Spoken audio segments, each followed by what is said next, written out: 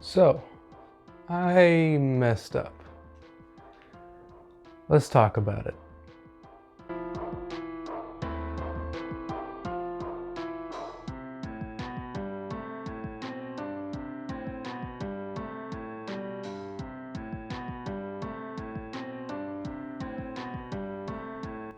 It happened a couple days ago at work. I work at Costco, for the record. My role at the time was to stand at the soda fountain and disinfect everything every time a customer uses it. It's fun, I know. Now, if you know me in real life, you might know that I collect fountain pens, and you might also know that I'm a bit of a fidgety person. I have a hard time staying still. So when my job is to stand still for several hours next to a soda fountain, I'm gonna start fidgeting with stuff. And it just so happened that day that I was fidgeting with my fountain pen.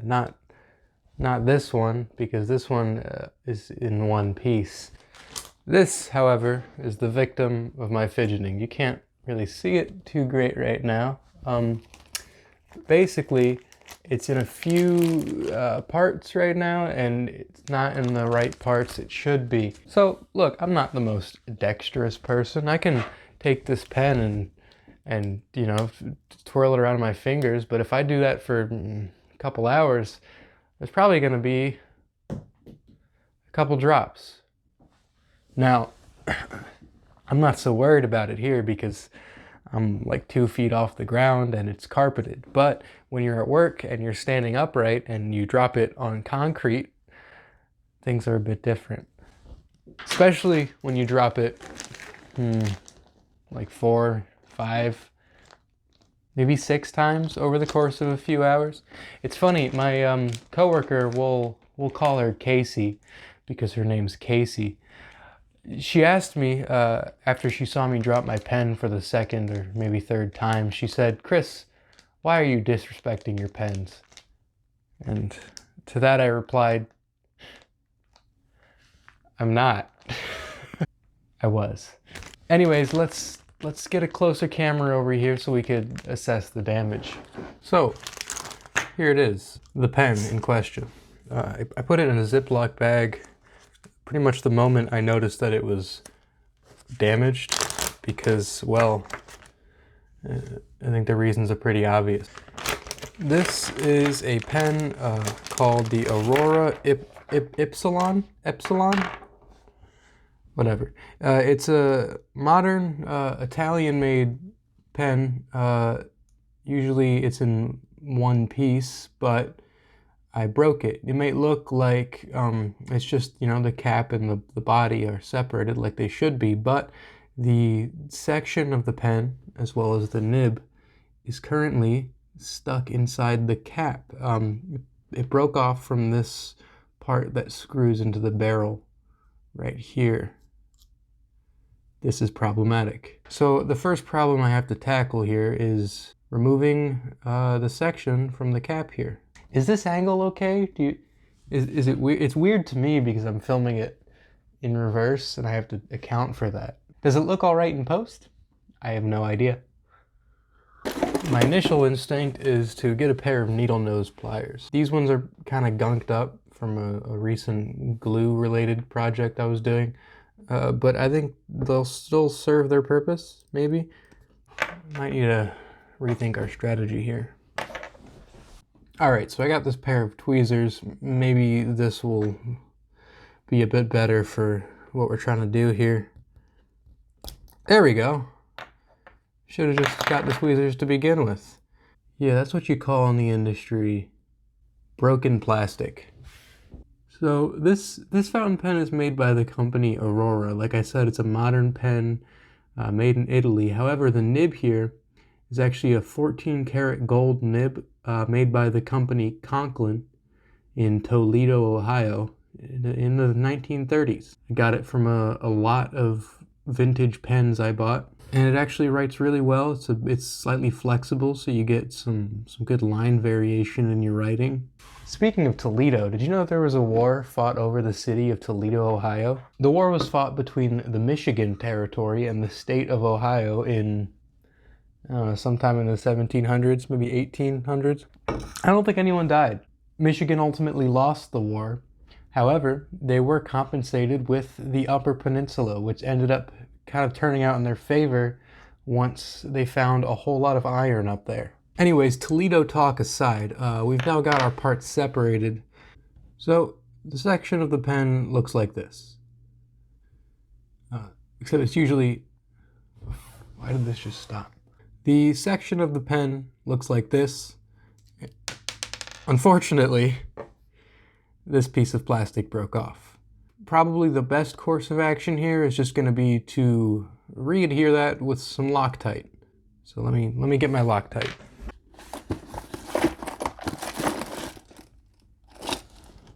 It's now dawning on me that I don't have any Loctite, so I suppose we're gonna have to take this show on the road. I guess we'll just take this guy.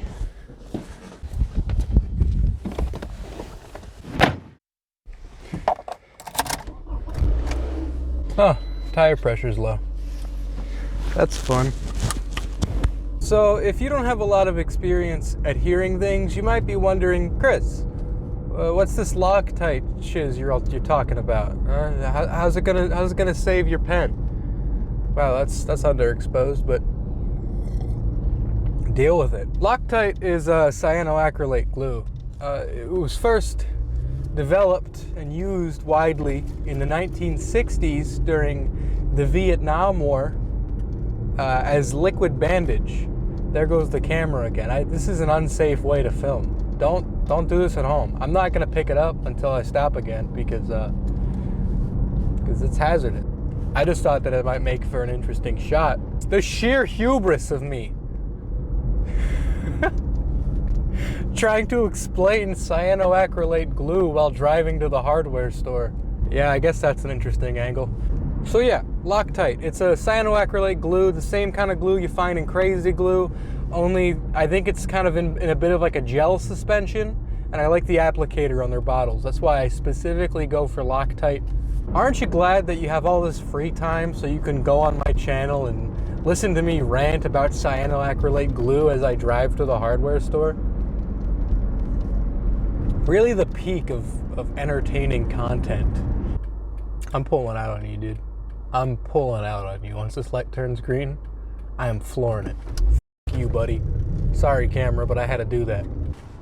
Alright, so we made it to the hardware store in one piece, might I add. I'm gonna mask up and go get my Loctite. I'm going with these 3 small individual tubes because I always find this stuff dries out.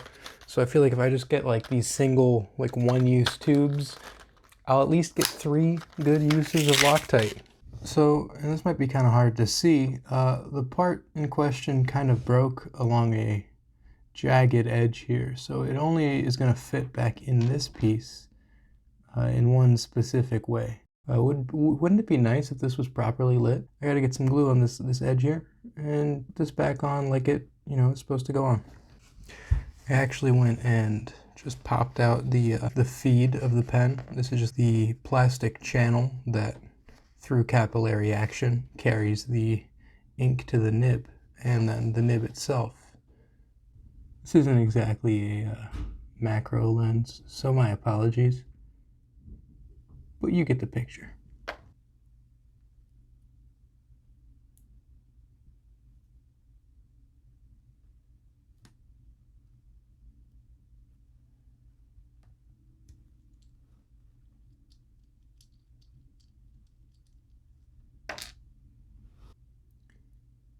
Not, the prettiest application job, but it'll get it done. I think we'll be able to clean that up just fine.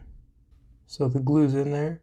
You can see it's kind of seeping out of the sides a little bit, so I'll just wipe away the excess with this rather messy tissue I got here. I did manage to get some residue on the pen, and that is a bit from excess glue and a bit from actually the glue took some tissue with it. We can clean this up with acetone, actually. Acetone breaks down cyanoacrylate glue. You might be wondering, Chris, do you have any acetone? And I'm wondering the same thing. Well, this is annoying. Turns out I don't have acetone, so out we go again. Chris, where do you go to buy acetone? You can't just walk into Home Depot and say, hey, give me all your acetone. Well, you might be able to do that actually, but like I said, I don't need that much. I'm just gonna go to CVS and buy some nail polish remover, because nail polish remover is mostly acetone. Here's a little life lesson for you. If you're ever working with an adhesive, make sure you have a solvent to clean up that adhesive on hand. Else, you'll look like a dumbass making 2 trips for one simple gluing job. As I was leaving the house for the second time and explaining my conundrum to my stepdad, there goes the camera. Yeah, so my stepdad goes, Are you sure the acetone, isn't gonna break down? Oh, those are some nice flowers. Shit. I'll have to look at some of these flowers later on. I don't know what's going on, but they're popping off over there. Anyways, Ryan posits to me, and I'm still not sure. He says that the acetone might break down the plastic that the pen is made out of. This is a fair point, and I don't know if that's gonna happen. You and me are just gonna have to find out together. Can't help but notice that the little battery symbol is flashing on my camera, so I'll see you guys later once I'm back at home with the acetone. See, this is actually what you call here a flat tire. At least I think it's flat. I don't really feel like dealing with it today, so I'm just gonna put some air in it, deal with it another day. I got the acetone. This is just off-the-shelf nail polish remover, and you'll notice first ingredient is acetone. Gonna wet this Q-tip here with some acetone and try to clean this up a little bit. And hopefully this won't melt the plastic. So I'm just kind of trying to soften the cyanoacrylate and then maybe scrape it off with this here spudger. At least any of the residue here. There is some slight discoloration on the section. The camera's not picking it up too well, but it's there. This right here is just a jeweler's cloth. This is used for polishing metals such as gold and silver, but it also works, and you can see it's kind of well used here. It also works for polishing acrylic plastics, which most pens are made out of. There's really no science to this. All you really got to do is make sure you're rubbing it. There's actually like a compound in the cloth. I don't know what it is. It's like some sort of very fine abrasive, basically. The idea here is just to give the plastic a uniform polish. You can still see some of the discoloration, especially on this side of the pen. There's going to be a point in which I'll just have to settle, because it's never going to look as nice as it did, out of the factory. But that's okay. I'm not one to baby my tools. And yes, a fountain pen is a tool. Card is full. God damn it. This is a 64 gig card, huh?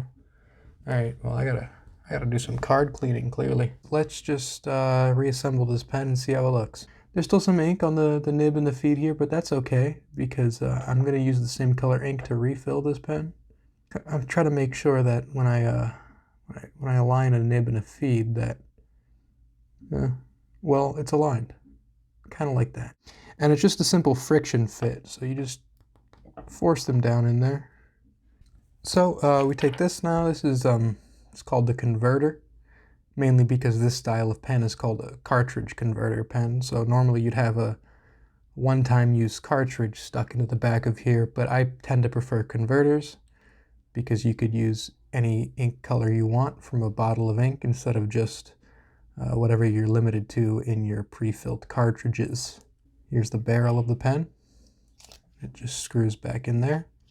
And here's the cap. I'm going to give the whole pen body a kind of a consistent polishing here. See if we can maybe buff out any scratches that might be on the surface here. So one thing that might immediately catch your eye is that the acetone, I believe, wore down some of the gold plating right here. So this gold is now not nearly as, gold as the gold on this end over here. That's okay with me. Obviously not optimal, but a broken pen is even less optimal. So I'll just have to deal with that. Here's the ink I'll be using. This is Diamine Sherwood Green. This is a really dark, saturated green ink. And yeah, I do often like to match my pens to their ink. So this is a green pen. We got a green ink here. So the way this converter works, it's just you twist this and it moves a piston up and down the length of the barrel here. And just through simple suction, it just sucks ink up into the pen. Let's just take a clean piece of paper here and cleanish. Take a clean piece of paper here and do some writing.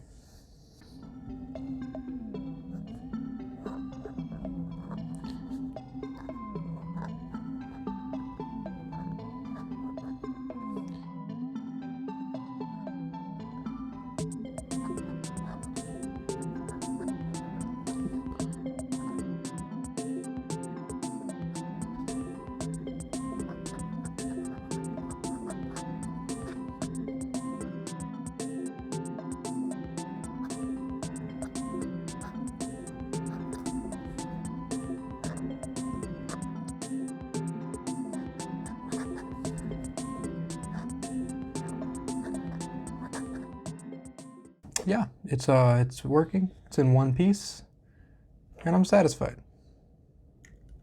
That's about all I have for today. Thanks for tuning in. Thanks for watching my struggle in trying to acquire the materials to repair this pen. And I'll see you on the next one. Bye.